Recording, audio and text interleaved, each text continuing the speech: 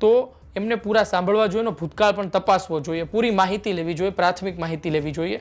આ રીતે ટોળાશાહી કરીને લોકોની ઉશ્કેરણી થાય તે રીતે ઉગ્ર અવાજે વાતાવરણ તંગ બને, લોકોની સુરક્ષા જોખમાય તે રીતે વર્તન કરવું જોઈએ નહીં. એટલે જે પ્રકારે જિગ્નેશ મેવાણીએ બેબાક અંદાજમાં કહ્યું તેવું ન કરવું જોઈએ તેવું પોલીસનું કહેવું છે. આગળ લખે છે, માનનીય ધારાસભ્યશ્રી દ્વારા ટોળાની વચ્ચે રહીને અશોભનીય અને ઉગ્ર ભાષાનો ઉપયોગ કરી લોકોને પોલીસની કામગીરી અંગે ગેરમાર્ગે દોરવાનો કાર્ય કરેલ છે, જે યોગ્ય નથી. જનપ્રતિનિધિ તરીકે તેઓની રજૂઆત શિરોમાન્ય છે. પોલીસ આ અંગે કાર્યવાહી કરવા નિષ્ઠ છે, ફરજનિષ્ઠ છે, પરંતુ રજૂઆત કરવા માટે કરવામાં આવેલા કૃત્ય અને અશિષ્ટાચારી વર્તન જાહેર હિતમાં સ્વીકાર્ય નથી, અસ્વીકાર્ય છે. હું પાછળ પડીશ તો છોતરા કાઢી નાખીશ, આ શબ્દો હતા.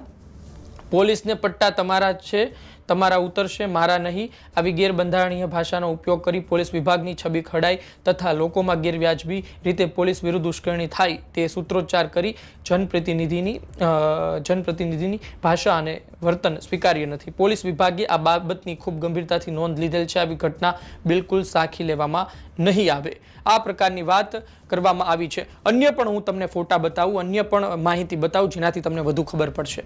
આપણે જે વાત કરી અત્યાર સુધી એ વાત એ હતી કે સપ્ટેમ્બર મહિનામાં દારૂ ગુજરાતમાં ઘુસાડવામાં એક પોલીસે મદદ કરી હતી અને એ પોલીસના જ પરિવારજનો જિગ્નેશ મેવાણી સાથે વિરોધમાં હતા.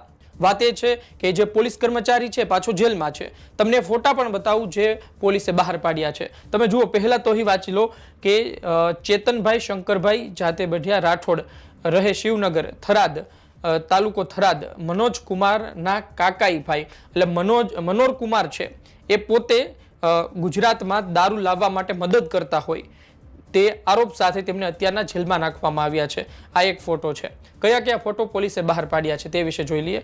વિક્રમભાઈ સજાભાઈ પોતે જાતે બઢિયા રાઠોડ, શિવનગર, થરાદ, તાલુકો થરાદ, મનોર કુમારના કુટુંબી કાકાઈ ભાઈ છે. આગળ વધીએ. જોકે તમે જોશો કે છે ને અતિ મહત્વની બાબત છે કે આ ફોટો છે ને એ થરાદનો બતાવે છે. તમે જોઈ શકો છો. અહીં પણ આ ફોટો પણ વિરોધ કરવા ગયા હતા ત્યારનો બતાવી રહ્યો છે.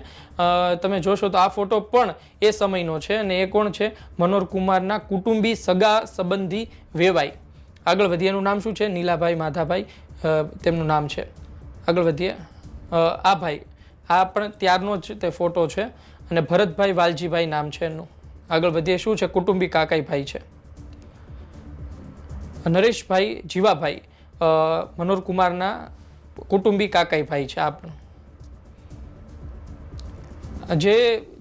જે સમયે રજૂઆત કરવા લોકો ગયા હતા, એટલે કે કોંગ્રેસની સભા ચાલી રહી હતી, કોંગ્રેસ